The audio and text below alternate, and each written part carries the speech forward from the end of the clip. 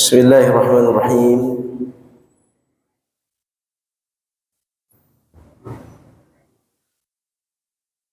Assalamualaikum warahmatullahi wabarakatuh. Innal hamdalillah nahmaduhu wa nasta'inuhu wa nastaghfiruh wa na'udzu billahi min shururi anfusina wa min sayyiati a'malina. من يهده الله فلا مضل له ومن يضلل فلا هادي له أشهد أن لا إله إلا الله وحده لا شريك له وأشهد أن محمدا عبده ورسوله لا نبي بعده اللهم صل وسلم وبارك على نبينا محمد وعلى آله وصحبه أجمعين.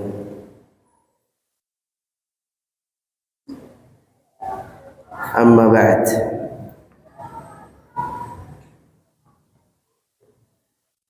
kaum muslimin yang dirahmati Allah Subhanahu wa taala,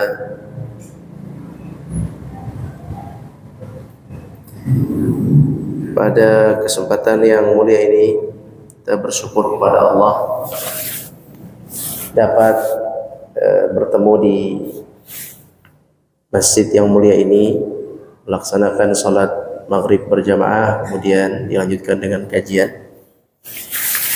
Semoga Allah Subhanahu wa taala merahmati kita, menerima amal ibadah kita, mengampuni dosa-dosa kita. Amin ya rabbal alamin.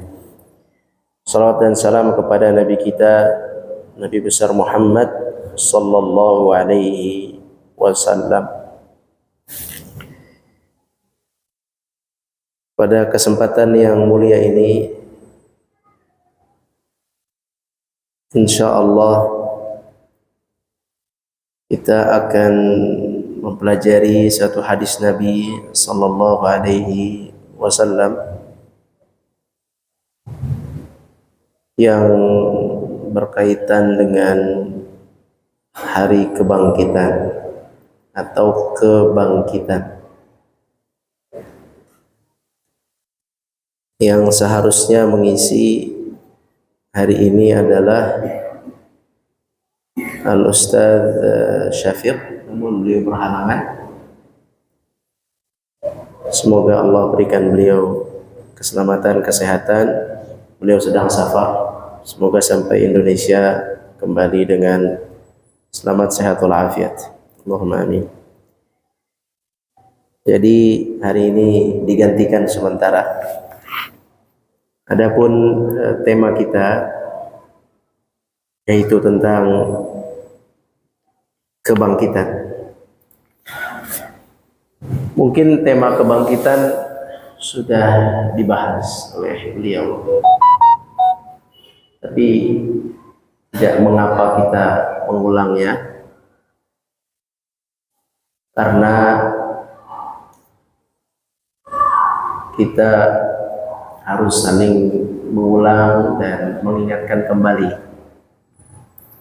Mudah-mudahan dengan membahas tentang kebangkitan menambahkan iman dalam hati kita dan persiapan akan hari kebangkitan tersebut. Bapak-bapak, ibu-ibu yang dirahmati Allah Subhanahu wa taala. Yang pertama, pertanyaannya adalah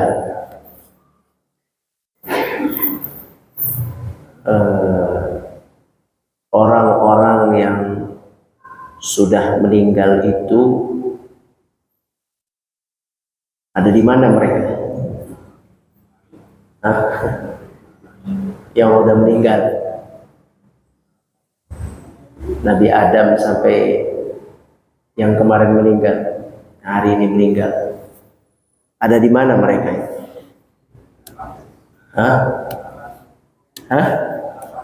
Alam, alamas. Baik, ruhnya ada di mana ruhnya? Ruhnya.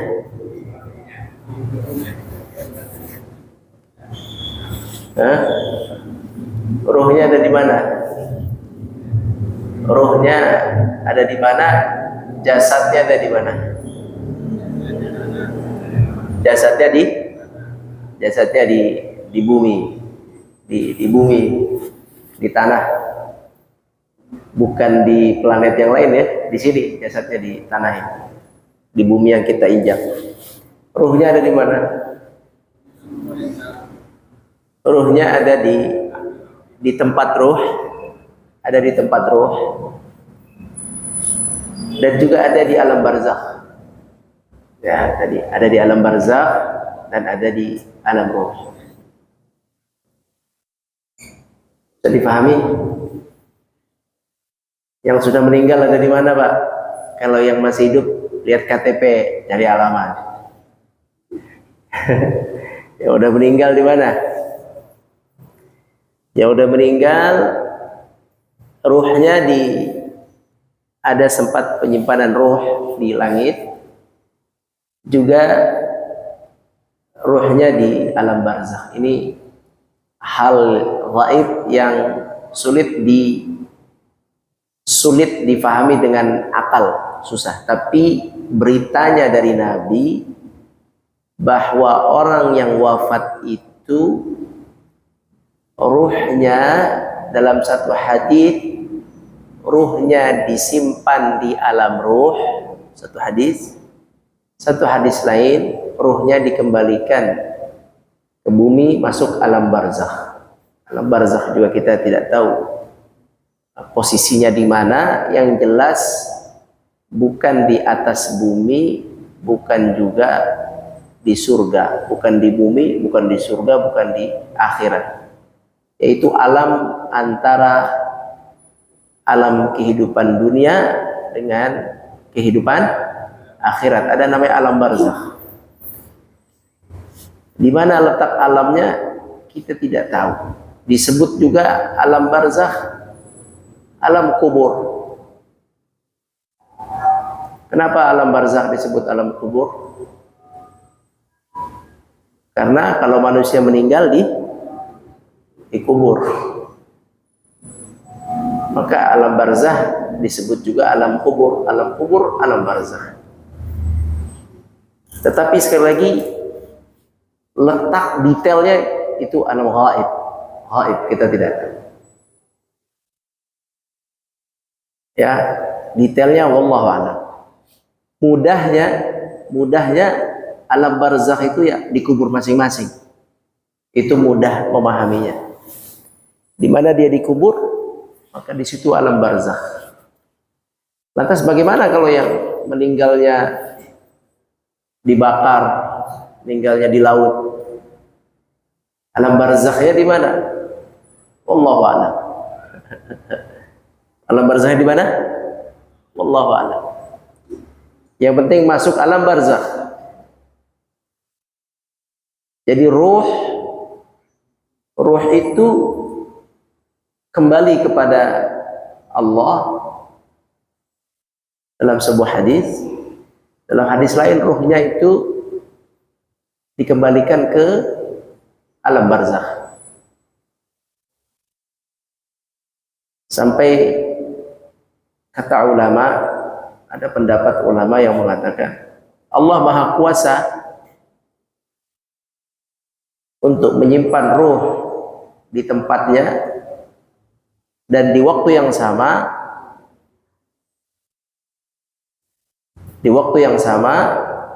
ruh dimasukkan ke alam barzakh. Itu Allah Maha Kuasa. Allah Maha Kuasa. Seperti orang tidur. Orang tidur itu ruhnya di mana? Orang tidur, Pak. Menurut Al-Quran ya. Kalau menurut Al-Quran, orang tidur itu ruhnya di mana? Coba kita buka dulu surat apa ya? Di mana ruhnya orang tidur itu? Siapa yang tidur paling lama di dunia ini? Nggak bangun-bangun, nggak tua-tua. Siapa? Tidur. Nabi Isa diangkat. Yang tidur di atas bumi Ashabul Kahfi. Berapa lama? Walabithu fi kahfihim 300 sinina wazdadu 9. Berapa tahun? 309 tahun. 309 tahun tidur. Tua nggak? Hah? Enggak. Busuk nggak dagingnya? Enggak. Tidur lama sekali. Ruhnya di mana itu? Tidur banyak sepanjang itu. Di mana Pak ruhnya? Kita lihat ayatnya yang megang HP. Biar lebih enak kalau ada ayatnya. Surat Az-Zumar. Az-Zumar 42. Kalau ada handphone yang punya aplikasi, coba Az-Zumar 42. Az-Zumar 42. Bisa kelihatan di HP?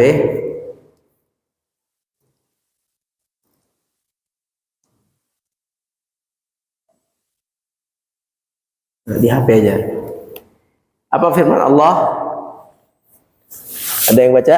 Az-Zumar 42. Allahu yatawaffal anfus hina mautiha wallati lam tamut fi manamiha fayumsiku allati qada 'alaiha al-maut wa yursilu al-ukhra ila ajalin musamma inna fi dzalika laayatin liqaumin yatafakkarun. Berita dari Allah yang menciptakan kita. Allah Subhanahu wa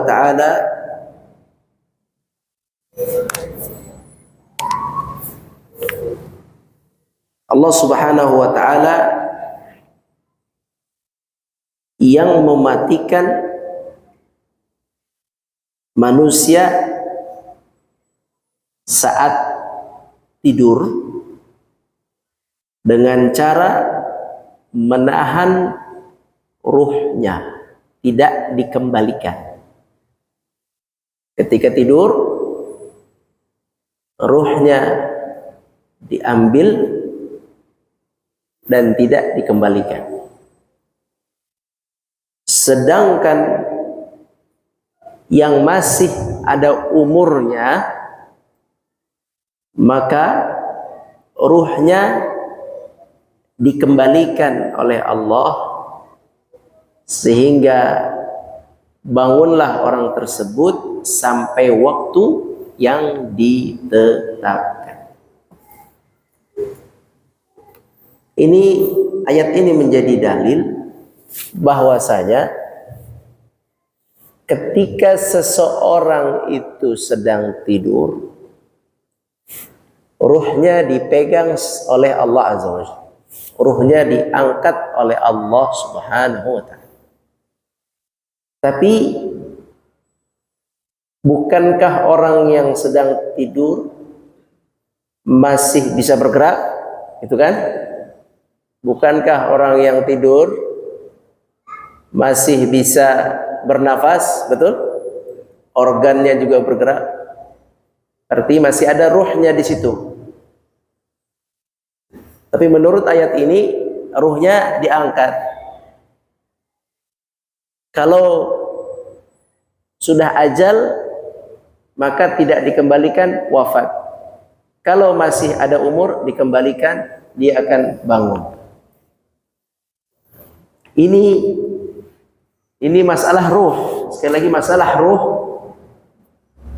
yang tahu hanya Allah. Artinya Allah Subhanahu wa ta'ala mengambil ruh tapi masih menyisakannya dalam tubuh manusia ketika tidur, mengambil ruh, tapi masih ada sisa dalam tubuh manusia. Ruhnya masih ada, tapi juga diambil. Ini kita tidak tahu bagaimana bentuknya, bagaimana caranya, tapi ruhnya diambil, tapi masih ada di dalamnya. Artinya pengambilan, tidak pengambilan seutuhnya atau seluruhnya. Karena masih manusia yang tidur tadi masih bergerak, masih bernafas, maka ruhnya tidak diambil seutuhnya, tapi diambil oleh Allah. Makanya ayat Az-Zumar tadi ini menjadi panduan bagi para ulama mengenai ruh orang-orang yang sudah meninggal. Ruh mereka ada di mana? Mereka ruhnya ada di tempat penyimpanan ruh, menunggu kebangkitan. Menunggu apa? Menunggu kebangkitan. Di waktu yang sama ruh mereka juga dikirim oleh Allah ke alam barzakh, dan mereka merasakan kehidupan di alam barzakh. Ini menunjukkan kekuasaan Allah, kehebatan Allah, kekuasaan ciptaan Allah atau kehebatan ciptaan Allah Subhanahu wa taala bisa menjadikan sedemikian rupa. Nah, jadi orang yang sudah meninggal berada di alam barzakh. Mereka hidup atau mati di alam barzakh? Mereka hidup di alam barzakh. Jasadnya ada di mana? Jasadnya ada di tanah. Jasad ada di tanah, tapi mereka hidup. Mereka hidup 100% hidup kaum muslimin. Jangan ragu, mereka hidup di dalam sebuah alam namanya alam barzakh. Makanya Allah Subhanahu wa taala, Allah Subhanahu wa taala berfirman bahwa di antara kehidupan dunia dan kehidupan akhirat ada barzakhun ila yaumi yub'atsun. Ada barzakh, ada kehidupan menunggu ila yaumi yub'atsun, sampai dibangkitkan, sampai kehidupan yang selanjutnya, yaitu kehidupan akhirat. Kehidupan akhirat itu adalah jasad dengan ruh. Seperti sekarang. Sekarang kehidupan kita apa? Jasad saja atau jasad dan ruh? Jasad dan ruh. Nanti di alam, di hari akhirat, ketika dibangkitkan, itu jasadun dan ruh. Jasad dan ruh. Kita akan hidup dengan jasad dan ruh. Nah, antara kehidupan dunia yang kita jalani sekarang ini, jasad dan ruh, dan juga kehidupan akhirat yang kita akan jalani jasad dan ruh, ini ada kehidupan yaitu alam barzakh, sebuah alam penantian. Mereka hidup di barzakh. Sampai kapan? Sampai Allah bangkitkan. Sampai Allah bangkitkan. Makanya kita pernah dengar ayat, bahkan sering dengar ayat Allah berfirman, kullu nafsin dha'iqatul maut. Apa artinya? Kullu nafsin dha'iqatul maut. Apa artinya? Setiap yang hidup pasti akan merasakan. Dha'iqatun artinya merasakan. Dha'iqatul maut artinya merasakan. Dha'iqah merasakan, al-maut maut, kematian. Setiap yang hidup, maksudnya kita yang ada di atas muka bumi ini, dha'iqatul maut. Kita akan merasakan kematian. Apa itu kematian yang dimaksud? Kematian yang dimaksud adalah penarikan ruh dari jasad. Semua akan merasakan penarikan ruh dari jasad. Semua kita akan merasakan itu. Bagaimana rasanya ruh ditarik dari jasad, itu disebut dha'iqatul maut, kita akan rasakan. Tapi bukan berarti setelah ditarik selesai, bukan. Kita dikabarkan bahwa kita akan merasakan itu, tapi setelah itu kita masuk ke dalam kehidupan baru. Bisa dipahami? Tapi setelah itu kita masuk ke dalam kehidupan baru, yaitu kehidupan yang disebut dengan alam barzakh. Jadi kita yang sekarang ada nyawa dan ruh di dalam tubuh kita akan merasakan bagaimana rasanya ruh ditarik nanti. Semoga Allah ringankan wafat kita. Semoga Allah mudahkan keluarnya ruh kita. Dha'iqatul maut, akan merasakan bagaimana ruh ditarik rasanya. Setelah ruh ditarik, bukan berarti selesai, bukan. Ruh akan hidup di alam barzakh, jasad akan dikuburkan di atas tanah. Maka setelah manusia itu merasakan keluarnya ruh dari tubuhnya, sesungguhnya manusia masih dalam keadaan hidup. Masih dalam keadaan hidup, berpindah dari satu alam dunia menuju alam namanya alam barzakh. Maut yang datang kepadanya hanya untuk merasakan keluarnya ruh.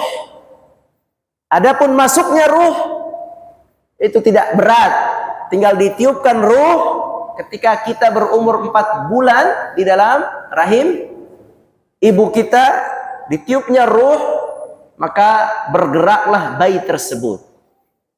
Jadilah bayi yang bergerak. Jika ditarik ruhnya masih di dalam kandungan ibu, maka mati bayi itu, tidak bergerak. Tapi kemana ruhnya? Ada ruhnya, hidup ruhnya. Jasadnya yang mati ditinggalkan ruh. Maka kita kaum muslimin, kalaulah kita melihat seorang yang mati, yang wafat, maka seorang muslim harus memandangnya dengan pandangan kehidupan dia setelah ini, bukan sekedar melihat jasad yang tergeletak kemudian dimandikan, dikafankan, disolatkan, dikuburkan. Enggak seperti itu. Yang dilihat oleh seorang muslim bagaimana dia setelah ini. Kita doakan dia semoga di alam barzakh dalam keadaan baik. Semoga di alam barzakh Allah berikan taman dari taman surga. Semoga di alam barzakh Allah berikan kenikmatan. Itu yang ada di pikiran seorang mukmin. Bagaimana keluarga kita, kerabat kita, ayah kita, abang adik kita, saudara kita, semua yang kita kenal yang telah wafat, bagaimana kehidupan mereka di alam barzakh. Kita kirimkan kepada mereka doa, sedekah, kita berikan pada mereka yang kita bisa. Karena mereka sesungguhnya bukan sedang tidak ada, mereka masih hidup, hanya saja di alam barzakh. Jadi mereka masih hidup, jasadnya memang dikubur, diletakkan di dalam kubur sunnah. Karena jasad itu jika dibiarkan di atas tanah, dia akan menjadi bangkai, bau. Tidak ada yang suka. Siapa yang mau? Mau cakep kayak apa juga, kalau udah mati nggak ada yang mau sih. Mau ganteng kayak apa juga, kalau udah jadi jasad, jenazah, siapa yang mau? Ya, orang yang paling cinta terhadap mayit pun nggak akan mau ikut dikubur. Saya kubur aja sama dia, ngapain? Nggak akan mau, karena jasad yang sudah tidak ada ruhnya menjadi bangkai. Jasad kita akan menjadi bangkai. Semoga Allah ampuni kita semua. Maka saat itu jasad tidak ada gunanya sama sekali. Jasad akan dijadikan oleh Allah hancur lebur, masuk ke dalam tanah. Makanya Allah berfirman, alam naj'alil arda kifata ahya'aw wa amwata. Tidakkah kalian tahu bahwa bumi ini kami jadikan sebagai kantung penyimpanan, sebagai tempat penyimpanan, ahya'a wa amwata, buat kalian yang masih hidup, disimpan di atas bumi wa amwata, kalian yang sudah mati disimpan oleh Allah di dalam bumi.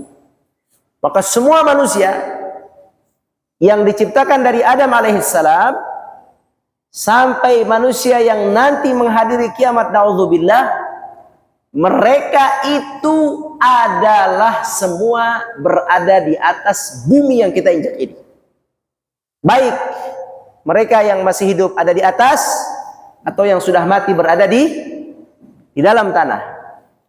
Bagaimana kabar mereka yang di atas? Yang di atas akan menua. Disebutkan dalam Al-Quran, mereka akan menua bagaikan sebuah pohon yang tumbuh dari mulai kecil, batangnya muda, kemudian batangnya menjadi kokoh. Setelah kokoh, kemudian muncul bunga-bunga, daun yang hijau, bunga yang mantap. Di masa kuatnya, subhanallah, mengeluarkan kekuatan saat itu, pada masa tumbuh kembang yang baik. Kemudian setelah itu, bunga-bunga dan daun-daun itu akan menguning. Kalau manusia akan memutih rambutnya. Terus menua tulang benulangnya dan juga menua kulitnya. Kemudian kata Allah Subhanahu wa taala, maka pohon itu dengan rantingnya, dengan pohon-pohon dengan daun-daunnya yang menguning, dia akan gugur, kemudian dia akan jatuh dan dia akan selesai. Itulah akhir dari orang yang ada di atas bumi. Kita akan menua, subhanallah. Bagi yang Allah panjangkan umurnya, dia akan menua. Maka barang siapa yang minta dipanjangkan umurnya, siap-siap, fisiknya akan menua. Siap-siap. Karena nggak mungkin panjang umurnya, fisiknya tetap muda, mustahil. Udah pasti. Semakin kita tua, umur kita bertambah, maka sudah pasti warna rambut itu pasti berubah sedikit-sedikit. Kemudian kekuatan pasti tidak seperti masa dulu. Itu sudah sunnatullah. Barang siapa yang menua di atas muka bumi ini, maka dia menuju kepada titik lemah. Semoga Allah kuatkan, Allah kuatkan kita. Semoga Allah kuatkan, Allah berikan kesehatan bagi kita jamaah yang sudah Allah berikan umur 70 lebih 80. Allahumma amin. Bagaimana dengan yang di dalam kubur? Yang dalam kubur menuju kehancuran. Hancur apanya? Jasadnya. Hancur jasadnya. Tapi ada satu yang tidak hancur, yang kita semua sudah tahu. Apa itu? Tulang ekor. Sulbi paling bawah. Tulang ekor yang paling bawah, yang paling bawah. Kata Nabi SAW dalam sebuah hadis,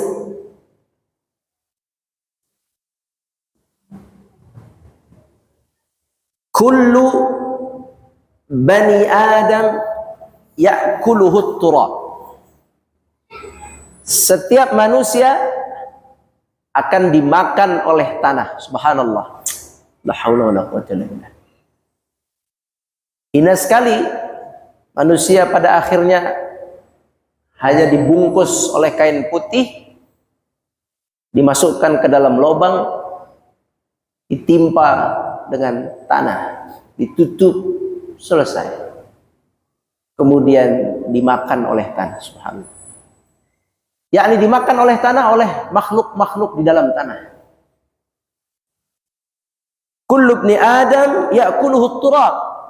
Semua manusia, semua kecuali Fir'aun.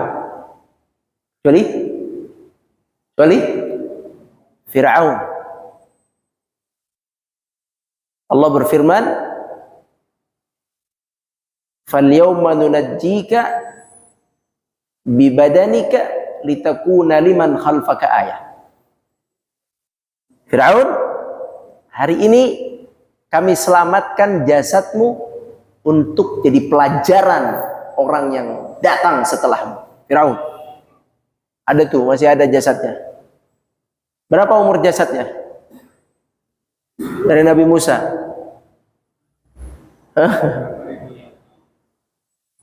Berapa, Pak? Sekarang ke Nabi Muhammad udah 1000 lebih. Nabi Muhammad ke Nabi Isa 600, 1600. 1000, kita ke Nabi Muhammad 1400. Nabi Muhammad ke Nabi Isa 600. Udah berapa? 2000. Nabi Isa ke Nabi Musa jauh banget. Itu berapa tahun? Itu jasadnya masih ada. Itu bukan karena ilmu mumi, bukan. Itu karena Allah yang berfirman, hari ini kami abadikan jasadmu, kami selamatkan jasadmu, kami abadikan sebagai pelajaran bagi orang-orang yang datang setelah. Kalau Fir'aun tuh jasadnya harus dikopi, Pak, taruh di istana-istana, taruh di jalan, biar kelihatan orang zaman dulu ini, ya, udah tahu tuh jasadnya ada tuh di sono. Tapi orang benar-benar manusia, benar-benar angkuh, sombong. Innalillahi min dzalik. Itu Fir'aun masih ada itu. Itu jasadnya ditemukan, ketika ditemukan diteliti jasadnya kan? Diteliti, kata peneliti ini Fir'aun yang ini matinya di laut. Yang meneliti Bapak Mores, orang Perancis. Diteliti, diseminarkan, ini meninggalnya di laut karena ada unsur garam di dalam tubuhnya ini. Dicek ada garam-garamnya, ini pasti meninggal di laut. Iya, karena yang lain diawetkan. Banyak pengawetan di sana. Tapi tidak sesempurna jasadnya si Firaun yang lawan Nabi Musa alaihissalam. Dia lebih bagus jasadnya. Lebih bagus. Coba aja lihat, nggak busuk, nggak bau, nggak dikerubutin laler. Ketika dicek, kata pengetes mumi, katanya pengetes jenazah ya, katanya ini jasadnya dulu matinya di laut, makanya lebih awet. Diseminarkanlah biasa. Orang-orang yang cinta ilmu, orang-orang Eropa yang tidak mengenal agama, mereka menuhankan ilmu. Menurut mereka, pengetahuan mereka itu adalah segala-galanya. Maka diumumkan bahwa ini, di dalam seminar diumumkan bahwa ini berbeda, jasadnya lebih utuh sebab ada unsur garam, matinya di laut. Ada ulama muslim dengar kalimat itu, matinya di laut, udah tahu sih. Orang Islam tinggal bilang, ente kita udah tahu, ngapain ngomongin gituan? Udah tahu emang dia ada mati di laut, tenggelam, laut merah. Ini ceritanya ada di Quran.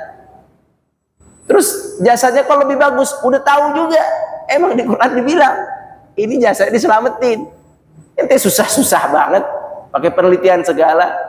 Akhirnya Pak Mores itu orang Perancis masuk Islam. Akhirnya beliau bikin buku perbandingan antara Al-Quran, Taurat, Injil, dan Sains. Diterjemahkan bukunya banyak ke dalam bahasa. Masuk Islam gara-gara jasad Firaun. Udah meninggal. Rahimahullah.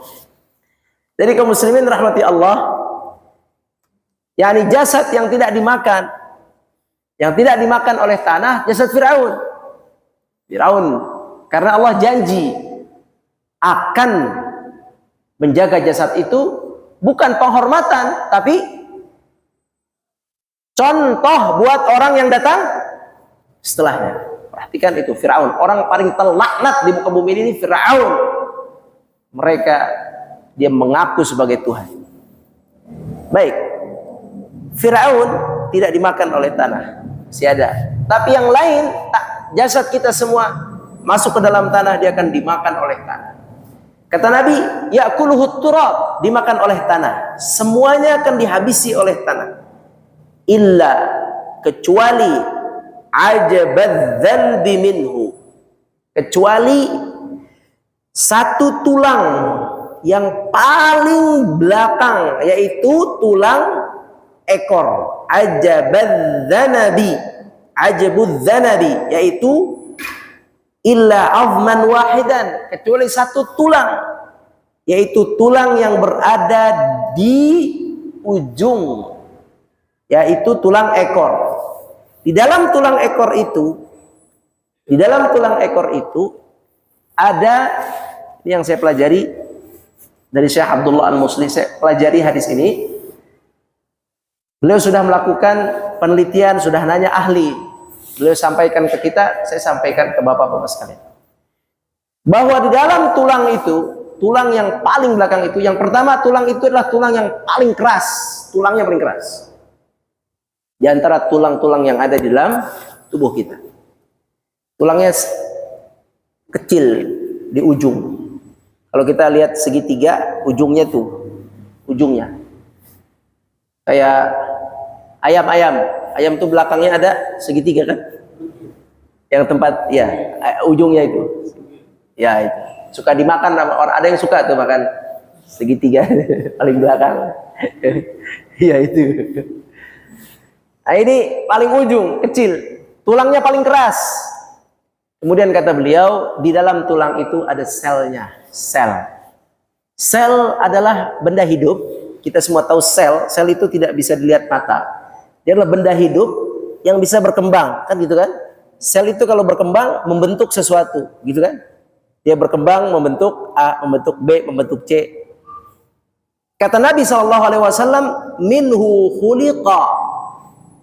Ternyata sel yang ada di tulang ekor kita itu adalah sel pertama yang Allah ciptakan dalam proses penciptaan manusia. Itu sel pertama.